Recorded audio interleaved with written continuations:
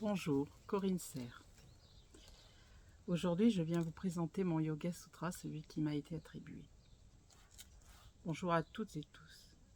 Ici, je viens partager ma perception de Yoga Sutra 1-5, chapitre 1, Pada 1, de Patanjali, traduit par Jean Bouchard d'Orval. Le voici. La conscience prend 5 formes mentales qui peuvent être porteuses ou non porteuses de souffrance. Donc à travers la formation professorale d'Iva Yoga, une transformation s'opère. Et celle-ci se poursuivra avec la pratique persistante du yoga, bien sûr. On peut seulement établir une fondation solide après avoir calmé son mental par la cessation de sa fragmentation. D'où l'importance fondamentale de ramener sa conscience dans l'ici et maintenant. C'est ce que la centration nous permet de faire en tout début de séance sur notre tapis, ce qui est tout à fait transposable également dans notre vie quotidienne.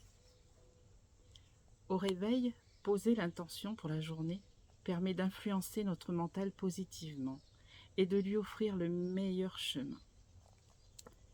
Cette conscience peut très bien être désorientée si elle ne s'établit pas au travers de la connaissance juste, issue de faits réels dans l'instant présent.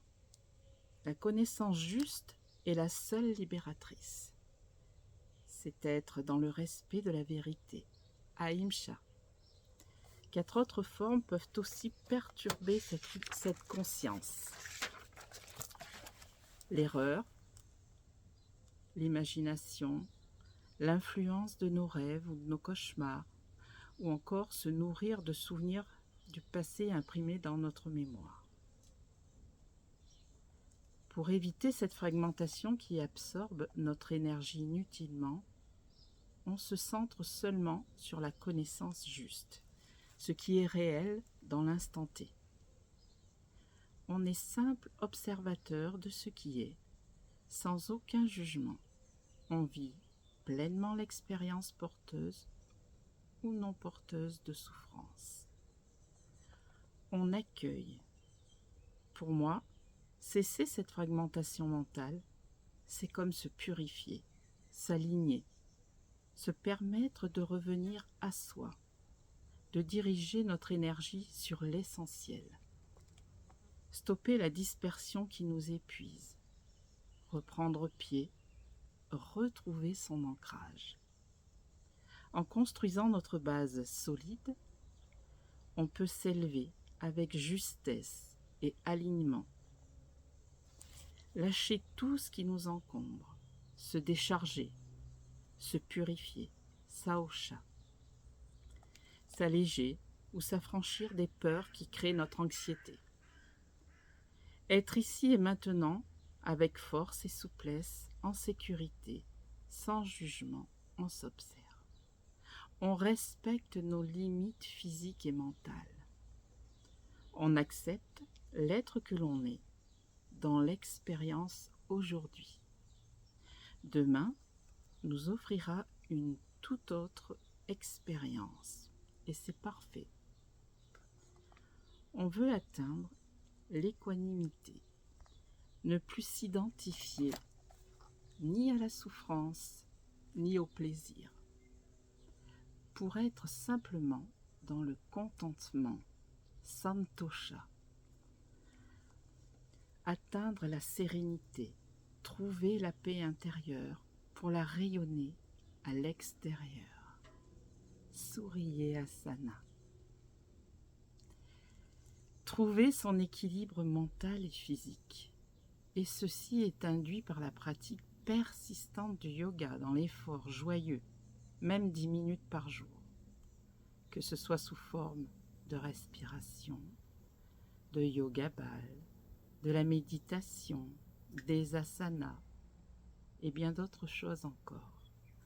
Je dirais même que le RRSOP résonne tellement avec les Yoga Sutras. Explorer, s'observer, méditer sur soi, swadhyaya. Comme il est difficile d'extraire un aphorisme du Pada 1, car tout prend sens quand on les lit les uns à la suite des autres. Je vais pour conclure revenir au 1-1. Désormais commence la révélation du yoga. Pour se diriger vers un état de clarté profonde et atteindre la voie du samadhi. Voilà, je me suis livrée à l'exercice avec beaucoup de plaisir et en toute simplicité. Ici, accueillir pleinement qui je suis, avec mes propres limites et mes fragilités, me permet de déposer le poids du jugement. Être juste soi allège énormément l'esprit et permet d'être en paix avec soi-même. Et ici, je tiens à saluer la lumière de chacune, les participantes de la cohorte 2025-2026, mais aussi les autres participantes au stage en présentiel avec Valérie Penet à Albi. Un stage très agréable et très formateur aussi. Et de belles rencontres. Ainsi que toute l'équipe de la formation professorale Diva Yoga. Et bien voilà, nos énergies sont unies en Anjali Mudra. Je vous dis namasté, merci et à très bientôt, j'espère. Corinne.